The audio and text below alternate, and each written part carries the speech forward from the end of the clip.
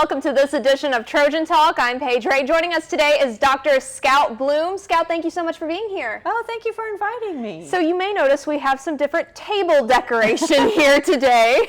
Instead of flowers, we have a board game, and we have the board game's creator. So can you walk us through what we have here? Sure. This is a game called Rising Waters, and it was designed for classroom use. I designed it. It's based on the 1927 Mississippi flood.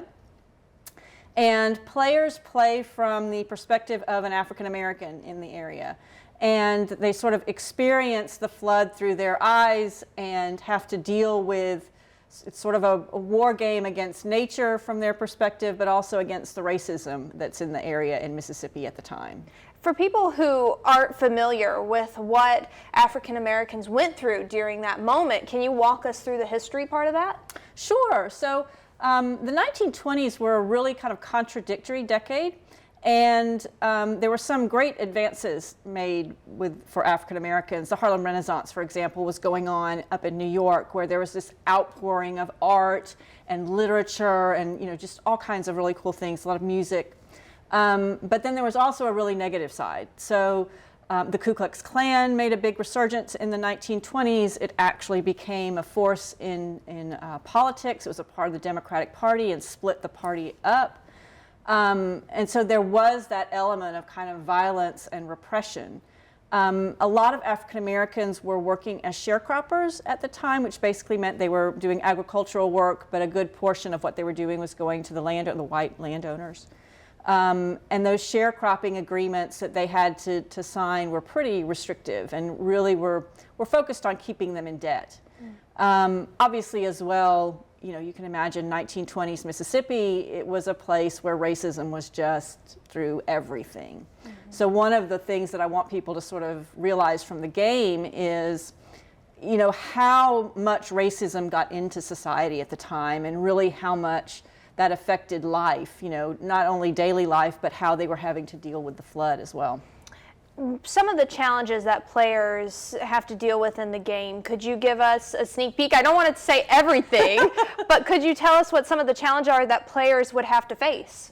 Sure. So one of the things that happens is that water comes into the game regularly. So we basically have rain coming in as the flood would. So the players have to deal with the water levels in the Mississippi River rising.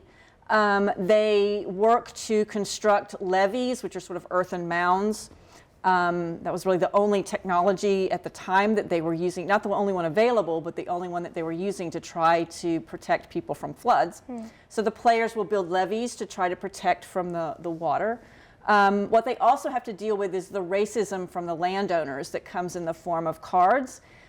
Things like threats or use of force. There's also just sort of a more generalized, the card is called race hatred, which was the term that they used for racism at the time. Racism doesn't really come in in a widespread way until people start using it with Hitler around the late 1930s. So there's this sort of generalized race hatred. But basically, they're sort of dealing with the water coming in and how to protect themselves, and also the racism coming in from the landowners, which gives some sort of bad effects happening for the players. What advantages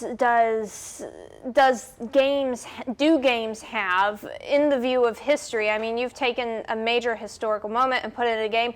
Why did you feel like you needed to do that, or that was something that should be done? Well, I think there's several things behind it. I've always been really interested in games as an educational tool. There have been numerous academic studies that have shown that games can produce more engagement with students.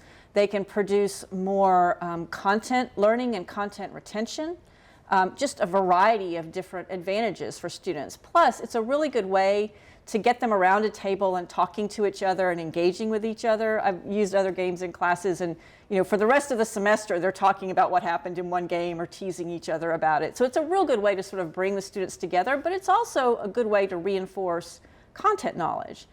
I think for this game in particular, I kind of saw that there was a gap, that there weren't very many games about the 1920s. There weren't certainly any games about this particular disaster as well. But most importantly for me, it's very rare to see a game from an African American perspective. And I was really hoping to sort of diversify some of the perspectives that we see in board games, and so that people can get different sort of ideas about and ways of looking at how things happened, I guess, in history. Let's go through a couple of details that I want to hit on. First of all, have you introduced this game into a class yet? And if so, what class would that be? So we have played it once in class, and that was in one of my game design classes with a couple of students who were doing game design, and so they played a very early version of it. The pandemic has sort of messed things up because this got started, I got started designing it right before the pandemic hit. But we've played it in class, in a game design class. And we're going to be playing it this semester as well in another class. Perfect. And for folks who may not be enrolled here at Troy, maybe there's a parent watching going, I want to play that game. Where could they find it? So right now, we had a successful Kickstarter in the fall. That's just a crowdfunding campaign. So right now, it's available for pre-order. The publisher is Central Michigan University Press. I don't know if we can put up a link or something, but sure. There's just a site that you can go to pre-order it, and it will be available. It should be ready and be mailed out late summer, I think. Awesome. Well, that's a lot faster than I would have thought it'd be, so that's great news.